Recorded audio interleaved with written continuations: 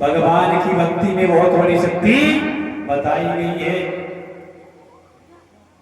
भगवान की भक्ति में बहुत बड़ी शक्ति होती है। लिखा है महाराज, अरे प्रथमे भक्ति संतन कर संगा, पूजी भक्ति हरि कथा प्रसंगा।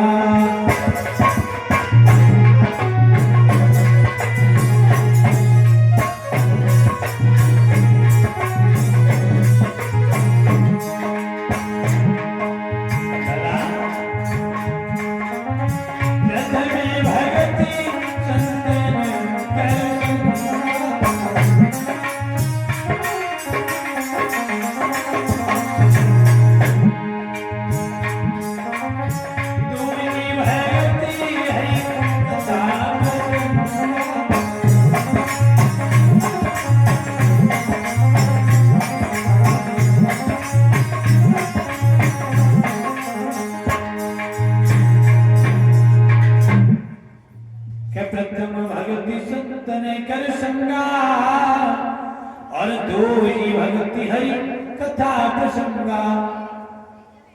सबसे बड़ी भक्ति तो ये है, संतों का जहां पर सम्मेलन हो, समागम हो, उस जगह मुझे जाना चाहिए। क्योंकि जब संतों के पास जाएंगे तो मुझे सद विचार मिलेंगे, अच्छे विचार मिलेंगे। और दूसरी भक्ति भगवान की कथा को श्रवण करना, उसका चिंतन करना, भगवान की साधना करना। और महाराज बताया गया है, जो प्राणी भगवान के नाम मात्र से कथा पंडाल में भी आ जाता है, उसका भी कल्याण हो सकता है। मैया एक छोटी सी कहानी है। एक बार किसी जगह कथा चल रही थी, और एक भैया थे, कोई भी मान लीजिए, जिन्हें भगवान के प्रति जरा भी आस्था नहीं थी। उनका मनोबल ही नहीं होता था कि भगवान की कथा श्रवण करें। उनकी पत्नी ने कभी न कहा, तुम तो बड़ा बेकार हो, तुम तो बिल्कुल बेकार हो। बोले क्यों? कि और में कथा चल रही है पड़ोस में, और तुम कथा सुनने नहीं जा रहे। बोले क्या होगा कथा सुनने से, हम तो परिवार में इतने व्यस्त हैं, कारोबार में, कथा का तो समय नहीं मिलता है। पत्नी बोली ऐसा कर, ज्यादा नहीं तो 5 मिनट के लिए चले जाओ, और 5 मिनट नहीं तो 2 मिनट के लिए चले जाओ, कथा सुनना बड़ा जरूरी होता है। बोले चलो परिवेश चुनाव मान रही है, हम चले जाइए। अब ऐसे भैया आप लोग जानते ही हैं, राज हट, बाल हट, त्रिया हट,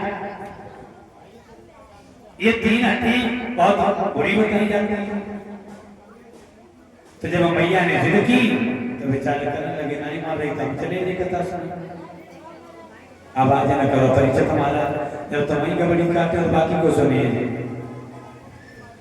आज वही आदमी जो था कथा सुनने के लिए गया महाराज, और कथा सुनने के लिए जब गया भगवान के नाम से, भले भगवान की प्रति आस्था नहीं थी, लेकिन भगवान के नाम से गया कथा तक। और जाकर के पंडाल से बाहर, जैसे हमारे भैया लोग खड़े हो जाते सड़कों पर, ऐसे खड़ा हो गया। व्यास जी बैठे थे व्यासपीठ पर, उन्होंने बेचारा कि अगला आदमी काफी देर से खड़ा है, तो उन्होंने जी कहा, आओ भोरे निकले आओ। व्यास जी बोले, आओ भोरे निकले आओ। तो व्यक्ति बोलता अंदर आ गया, थोड़ा बढ़ के पंडाल के अंदर खड़ा हो गया। व्यास जी ने कही, थारे काय को बैठ जाओ, थारे काय को बैठ जाओ। तो वो आदमी जो था भैया, वो बैठ गया वहीं पे, और कथा बंद हुई।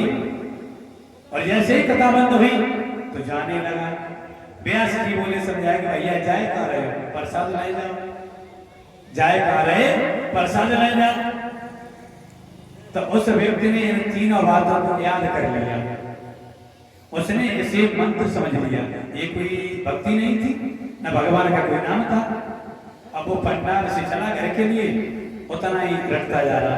आओ बोरे निकल आओ, ठाड़े खाए तो बैठ जाओ, जाए कहाँ रहे प्रसाद ले जाओ, जय बात को रट रहो बार बार। पंडाल से चलो घर तक, पत्नी बोली जब बताओ कथा सुनी आए, क्या कथा सुनी आए, कैसी कथा भाई, कथा बड़ा सुंदर भाई। आज ये बताओ व्यास जी ने कौन सी कथा कही थी?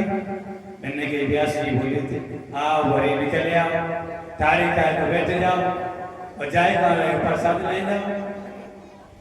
बोले अच्छा कि हाँ, अन्यथा भाई को मंत्र मान लो भैया। तो अब उनका नियम हो गया, रोजाना जो है इतनी बात सुबह जपते इतनी शाम को जपते, आस्था बन गई भगवान से। सुबह बैठ जाते पूजा में, आओ बोरे निकल आओ, ठाड़े खाए तो बैठ जाओ, जाए कहाँ रहे प्रसाद ले जाओ, इतना ही बोलते।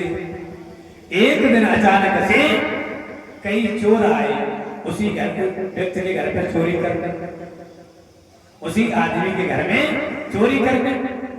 और उसका हुआ शाम के वक्त पूजा करने का समय, और मैया चोर घर के बाहर खड़े, चोरों का आगमन हुआ और उसका पूजा का समय हुआ।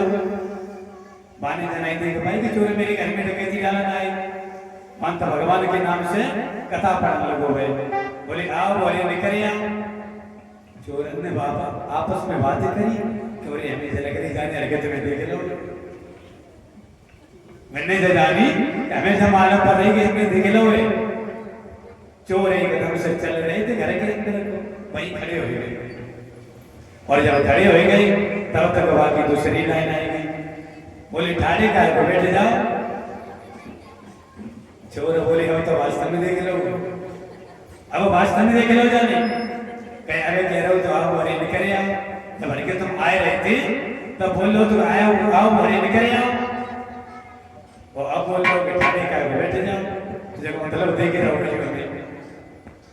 तो वे लोग आते वहां से जान लगी भैया, बड़े के जान लगी, मैंने कि चलो यहाँ पे डालने के लिए। और जब वे चलने लगे तो बाकी मंत्र की तीसरी लाइन आएगी, बने की जाए कहाँ रहे हो प्रसाद ले जाओ।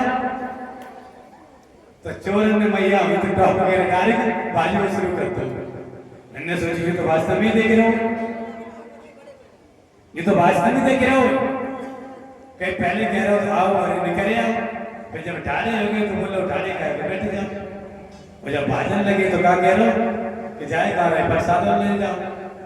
तो चोर वहां से बात खड़े हुए मैया, तो बताओ उस प्राणी के अंदर भगवान के नाम का एक शब्द भी नहीं आया, सिर्फ आस्था थी कि हम कथा सुन के आए, उसी कथा का रिवीजन करेंगे, अध्ययन करेंगे। तो उसी झूठ मूठ के अध्ययन ने उसके घर में चोरी होने से बचा दिया। अगर हम भगवान का वास्तविक में नाम लें, भगवान का भजन करें, तो क्या मेरा उद्धार नहीं होगा? अवश्य होगा। और मैया ये काल चक्र है, यहाँ पर अगर आए हो तो भगवान का भजन कर लो। और काल का ये कोई समय निश्चित नहीं है कि कब आ जाए और कब मुझे लेकर के चला जाए। जितने भी प्राणी इस जगत में आते हैं, जिसने भी माँ की गर्भ से जन्म लिया है, एक ना एक दिन से अवश्य ही मरना पड़ता है। इसी का नाम है जग, जा से जन्मा गा से गया, ये चक्र है। लिखा है कि चेतावनी बहन के माध्यम से लड़ा विक्रम करनी कर ले राम सुमिर ले, और तेरी को जाने काल की।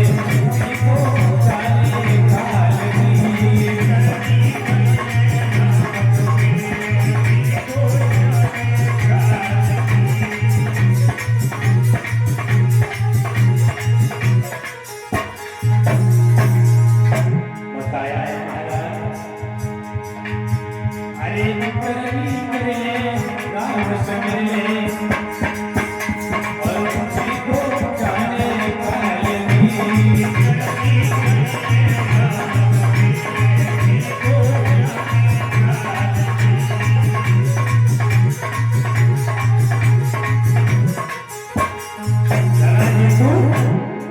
और लिखा है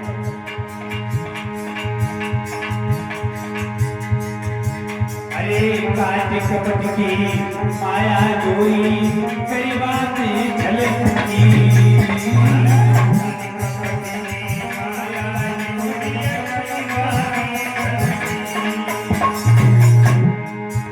अरे काट कपट की माया जोई कई बातें झलकती